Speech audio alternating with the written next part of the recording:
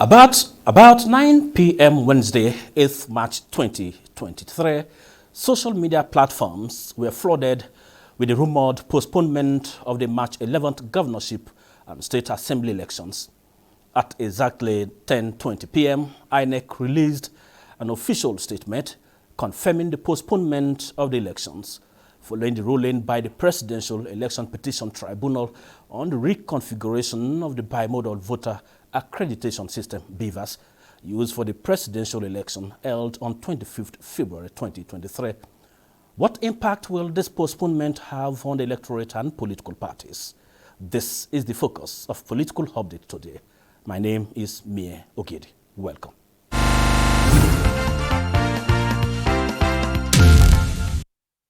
There is no doubt that the news making the round at the moment is the postponement of the governorship and state houses of assembly elections by the Independent National Electoral Commission, INEC. But how are the electorate reacting to this development? Mixed reactions showed the postponement of the governorship and House of Assembly elections in Ibadan metropolis. I feel there's nothing bad about the postponement of the state election for a week because the INEC chairman gave reasons for that, and that reason is tenable. There's no conspiracy theory about it. When the elections come, I just want Almighty God to take perfect control and the election to go in peace. Campaigns have therefore been allowed to continue until midnight of Thursday, 16th March 2023, 24 hours before the new date.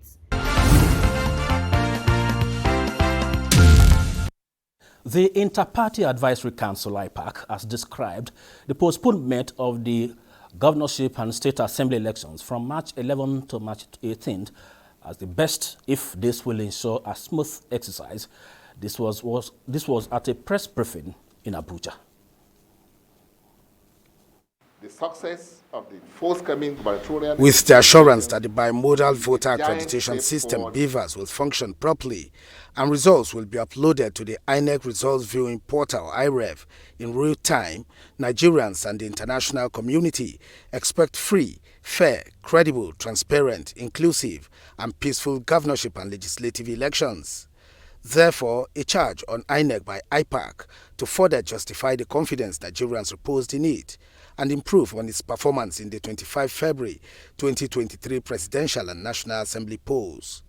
It is indeed a difficult time for all lovers of democracy in Nigeria and calls for understanding and maximum support to INEC to discharge the crucial national duty that will define the destiny of the nation. The Council also enjoined security agencies to sit up and be alive to their constitutional mandate to secure lives and property before, during and after elections, so as to avert the violence and other security breach witnessed during the presidential election. The will and mandate of the people freely given to a political party must be respected. This is the beauty of election and representative governance. Any attempt to manipulate the upcoming elections must be resisted. The era of vote buying and other irregularities that marred previous polls is over. The success of the forthcoming governorship and legislative elections will be a giant step forward in the country's march to national greatness, political stability, economic prosperity, and visionary leadership. So joining me in the studio to discuss further on this developing story is Kailani Mohammed. He's the Director General of Amalgamated APC Support Groups. Welcome to Political Update. Thank you very much. From this report, I know you and your members, the electorate, you have made a lot of sensitization and electioneering campaigns. And tomorrow being Saturday is supposed to be the elections, March 11, but you still have 1 week assignment to carry on. How are you feeling about that? We in the APC and the Amalgamated Support Group, we feel like touching the sky when this election was postponed until the 18th of this month. I think the chairman, INEC, Dr. Yakubu, has done a very, very good job by telling the court that they need to reconfigure the facial and the thumbprint of the beavers, as the biometric voters accreditation machines. I think this is good to give them time, ample time to reconfigure, and then to send the data from those beavers to their own backup system. There's nothing wrong in that, and they have told the whole world that no single data will be missed. So all the mixed reactions by the parties and Nigerians, some Nigerians who have the foresight and who have Nigeria at heart, they have been commending the court for giving a nod for this one-Ross job. They have been commending the INEC. But I read today that the spokesman of PDP is just crying foul. All what he's saying is very myopic and shallow. You see, you didn't win election. This election has been tagged the best. The international community has congratulated Asuwaju, Ahmed Tinubu and Shetima. And domestically here, everybody is happy. It's only those that are thinking that the election was rigged or whatnot. Look at what the LP is saying today, the Labour Party. They are number 3 on the list. PDP, who is number 2, is also claiming that they have won election. LP is saying they have won election. This is childish. Okay, so how is your party preparing for, because APC has won the presidency. Yes. And we are now going next week, Saturday, for the state assembly elections in 993 constituencies and 28 governorship elections. Yes. So what efforts are you putting in? Because you are in charge of all APC support groups. Yes. So that I think at the presidential level, APC got 12 states, PDP 12 states, and then Labour Party 11 states, and the FCT, that is technically 12 states. That was a keen contest. Yes. Are you having any fears going for the governorship and the state assembly elections that you need to really work out? You see, this is the beauty of democracy, what you said now, 12 states. That's never happened. That means the Labour man, before I give you the answer, from South Swiss, cross to the north, cross to southwest, cross to south, and got votes this time around. Unlike when they have been calling Labour Party or the Southeasterners as regional politicians. So this is how it's supposed to be. You saw what Asuwaju did. He crossed to the north. He is a friend of the north, and the north gave him votes. This is how democracy is supposed to go. And we are not fearing anything. We did it before. We are going to do it again. When we went for 25th February 2023 presidential election, we are not giving money. Mr. Emefiele, we don't know why he decided to do that. From behind, what we saw on the eve of election, money was given to PDP, money was given to LP, but they starved us. They didn't give APC money. But what we told our supporters was to go down there, whether there's money or no money, they should go and vote. We did it for President Muhammadu Buhari in the last 26 years. No money, and we are so keen. And that is quite good. And so let me land. Okay. So we did it. We have over 170 something support groups nationwide. We went down to all the 146 and some polling units across this nation without money. And we are able to guard our votes jealously. The term Buhari gave to me as the former vote guards and awareness, Akasa, Atsera, Areka, cast your vote, protect your votes, make sure those results are announced in your presence, and make sure that the correct results are being announced. We did it And we are going to do it again, God's willing, this coming 18th of February 2023. Okay. And believe you me, my friend, yes, we are going to sweep all those votes again.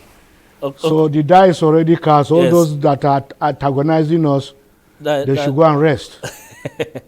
but that is quite instructive. But let's take this other report, because Nigerians, both home and in diaspora, have continued to harp on the need for the nation's electoral umpire, that is INEC, to up its game going forward, and the need for the judiciary to remain fair to all. I think let's get it. That's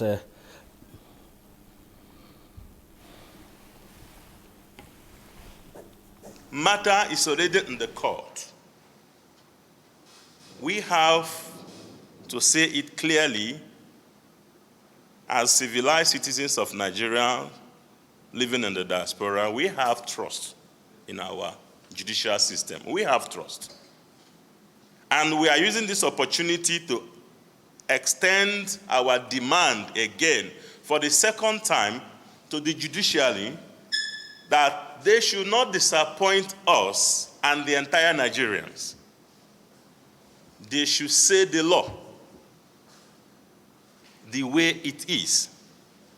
As it stands, we all know that that is the last hope of the common man.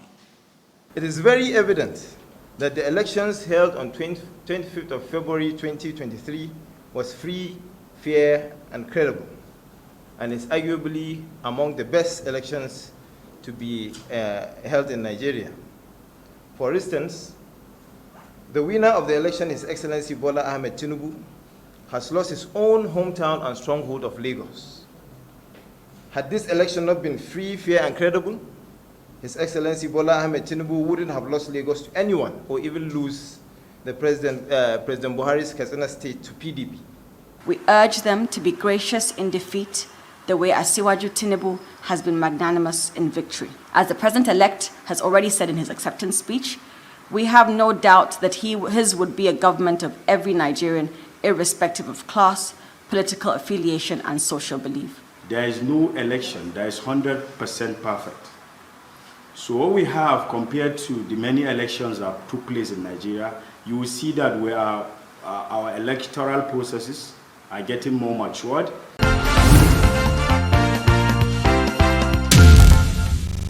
President Muhammadu Buhari is urging the people of Kano State to bury their differences and return the governing APC to power for enhanced socio-economic development of the state, describing the party's governorship candidate Nasiru Gawuna as a dependable ally. This was when he granted audience to the candidate, who is the deputy governor of Kano State, at his Dora residence. It's a very warm welcome for the APC governorship candidate for Kano and the state deputy governor Nasir Yusuf Gawuna.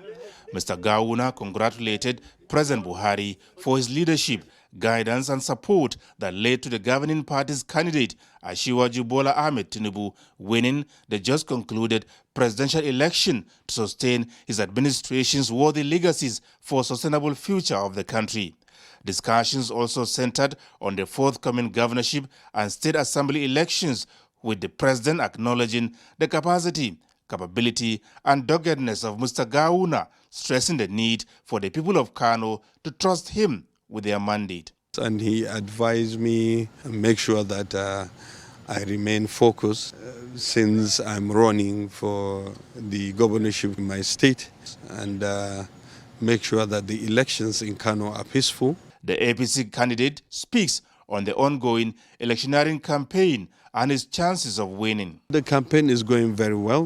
My chances of winning, that I have always said, is in the hands of God. I know my character, inshallah, and I know the kind of person I am and for what I am seeking that seat for. I have nothing in mind but the people of Kano, development and the future of our youth and women, which is paramount.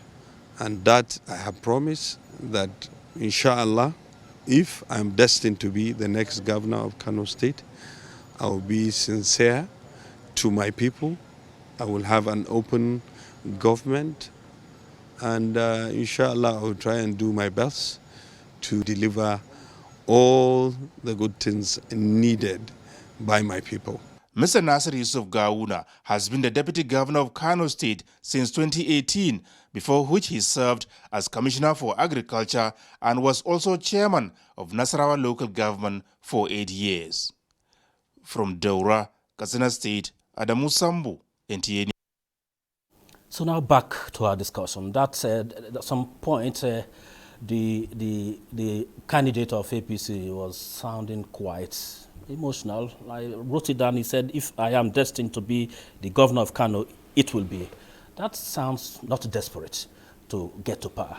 But let me hear from our guest still in the studio.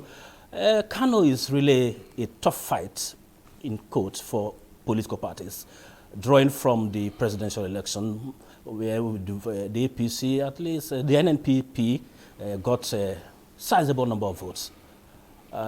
What assurance are you getting from members, APC members from Kano, that they will do exceedingly well going forward, especially in the governorship and state assembly? I think Mr. President has said it all.